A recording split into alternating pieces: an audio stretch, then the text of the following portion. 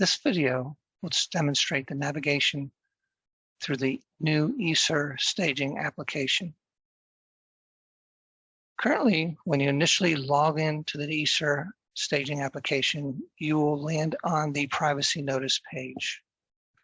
That will be where you land the very first time you log into the application.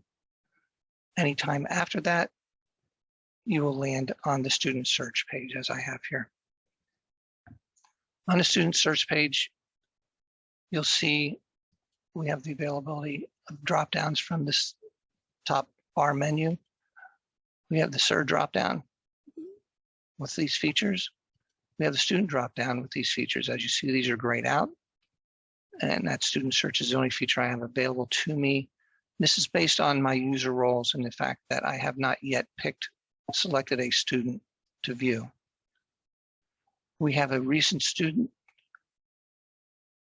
widget, which displays students that I have selected previously, and that widget can be moved from side to side depending on your preference.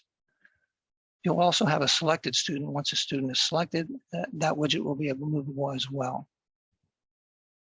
One of the features on this screen is that we have a session timeout, which notifies the user when the session will time out, approximately 15 minutes from when you last interacted in the system.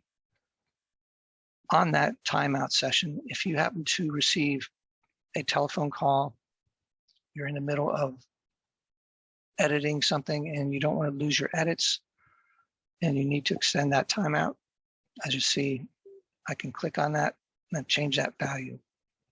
Every time you click on it, the value will change. That will extend your session timeout.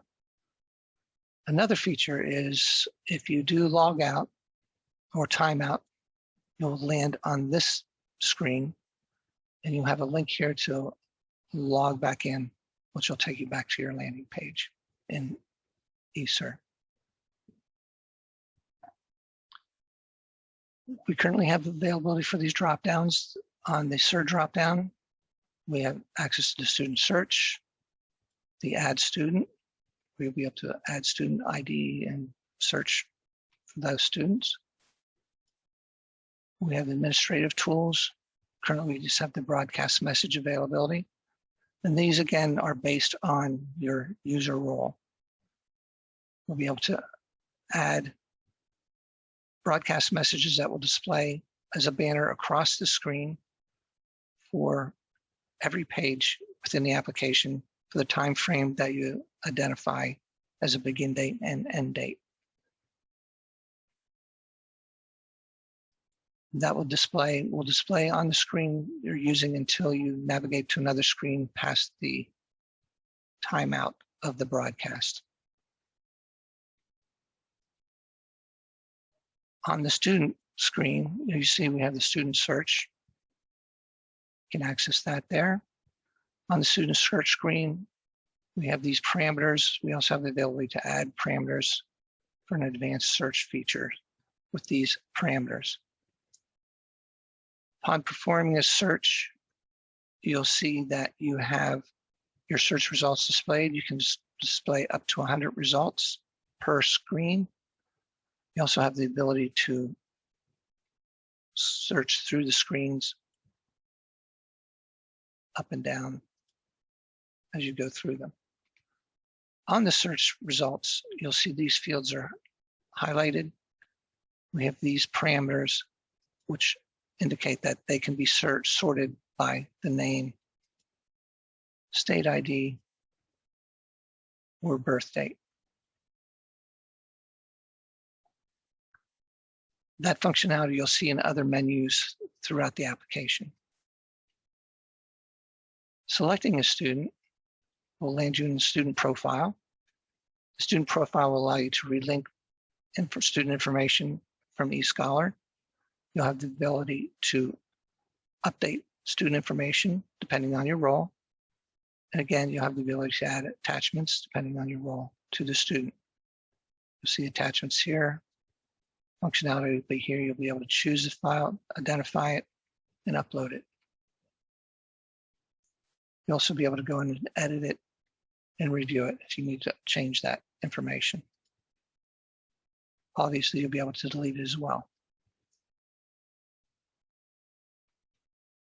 Since I have authorization to view the student, you'll see that these fields have become available. We have the jurisdiction, be able to edit, delete jurisdictions if needed, and you'll have the ability to add new jurisdictions and display them, the locations within that jurisdiction for that student. You also have the ability to add dates. You can add a date by just clicking on the calendar, or you can clear that date depending on the necessity of that role.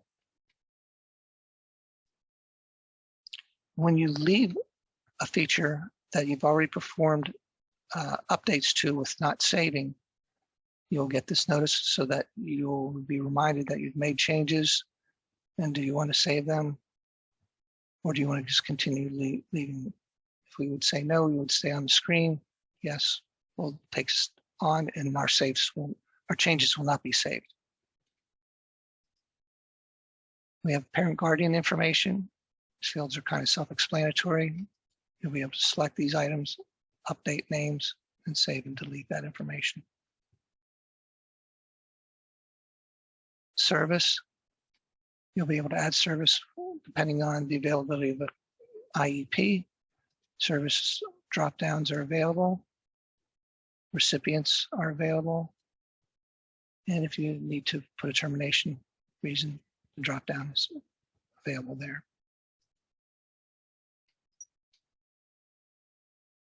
Special education activity, same functionality. We have the edit, delete functionality to add features. You can update these. One thing I should mention that once you're on any screen within the application and you're at the drop-down, you can select the drop-down and advance to the screen of your choice, as long as that is available to you. You don't necessarily have to go right back to the previous screen. The exit transition plan is available as well. You have the functionality to add that information and the contact information. And you'll be notified of features that you need to add to that functionality. You'll see that this screen has the same features as the other sort screens.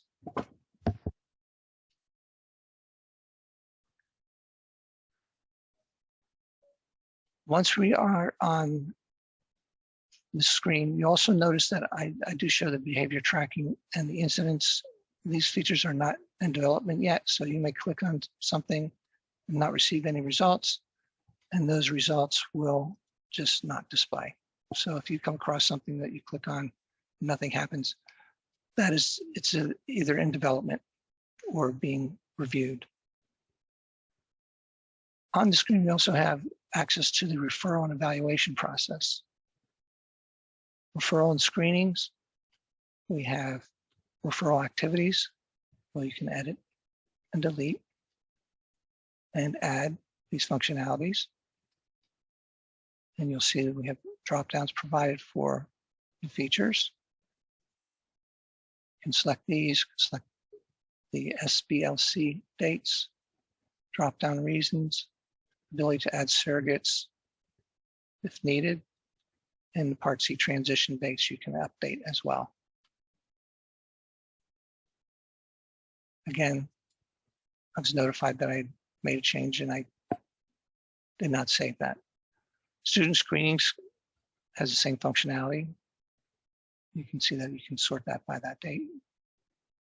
You have the ability to add screening types, dates, and screening results.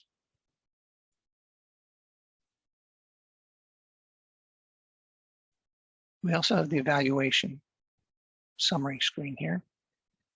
You'll see that we have evaluations. We have an initial evaluation and a reevaluation to view.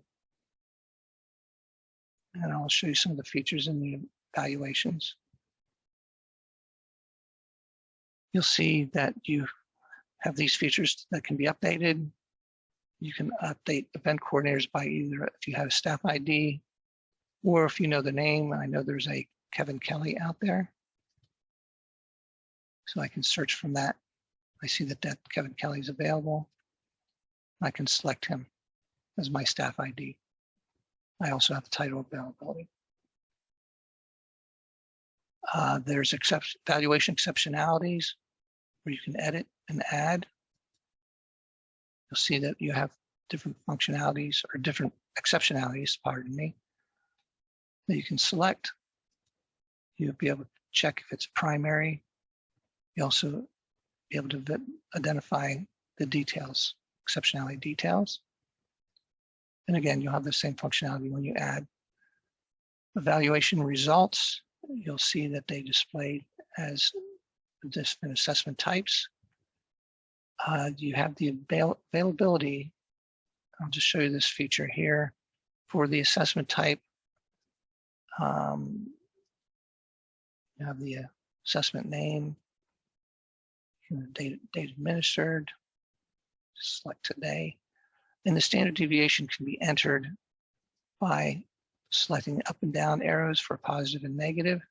And if you need to put a decimal figure in there, you can point 255 if you'd like, and that will display. As you see, there's one in here with these decimal values, and that's how that'll work. You have the ability to add extensions. You'll be able to add participants. And just the functionality of the participants, you would add the participant and add how many you would like to select. You also have the availability of medical diagnoses that have been defined currently in a legacy system.